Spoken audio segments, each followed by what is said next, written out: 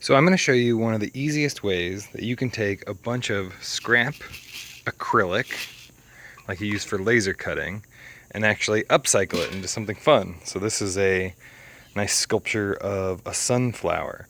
You can also make big sheets of this stuff, and you can just laser cut it again. But this right here is the hands down easiest way to upcycle this old acrylic. All you need is a little silicone baking mold. So this is just a little rubbery mold you can get from like a bakery supply. You need some acrylic. We shredded ours up and it's much easier to make a mold with, but you can also just kind of snap it or use the laser cutter to slice it into even bigger chunks. It'll all melt down pretty good. And then you need a bunch of acetone, and you need big pot, something that you can seal. So this is actually from a vacuum chamber, and so it has a lid right here and some weights, and you can put, it has a silicone gasket up here so that it will keep all those nice vapors in there, keeping this acrylic cooking. And so all you need to do is you put some of your acrylic in that baking mold, and again you can toss in even larger pieces of acrylic. So we'll toss something like this, in here. But then again, it does work a bit easier with much smaller shredded up pieces.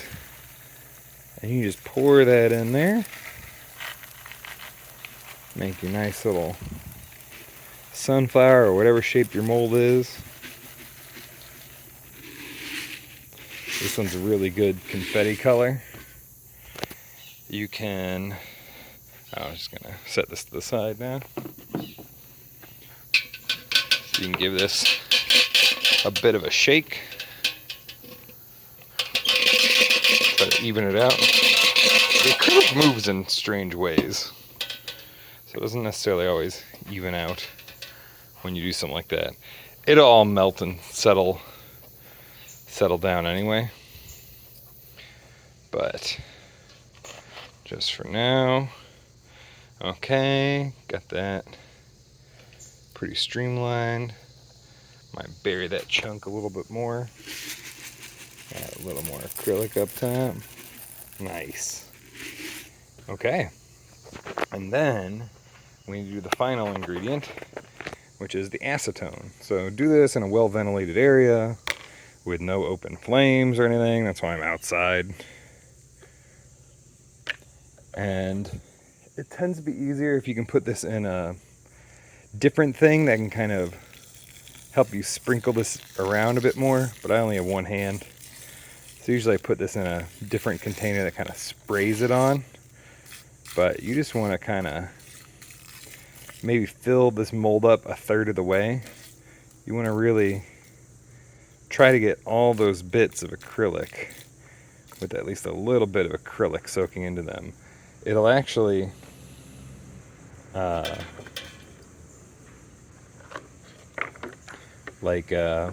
diffuse through the acrylic pretty good. Okay, but you can see, yeah, it's starting to soak up, it's starting to wick. That's the word I was looking for. So you can see the acetone's really wicking up. We can kind of help it. Want to get it to touch all that good acrylic. Nice. Beautiful.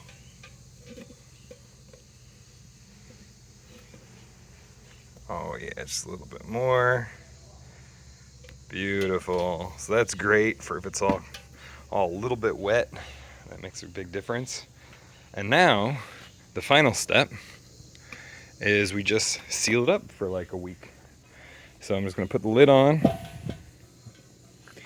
gonna put some weights on because this acetone vaporizes and actually will lift this lid up and just cause all the acetone to escape. But we want all that acrylic to kind of sit and stew in that acetone bath for at least 2 days. I've been doing it for a week to make it real good, but you could probably do 2 or 3 days if you're short on time. And yeah, there you go. Now you can recycle your laser cut acrylic instead of just throwing it away.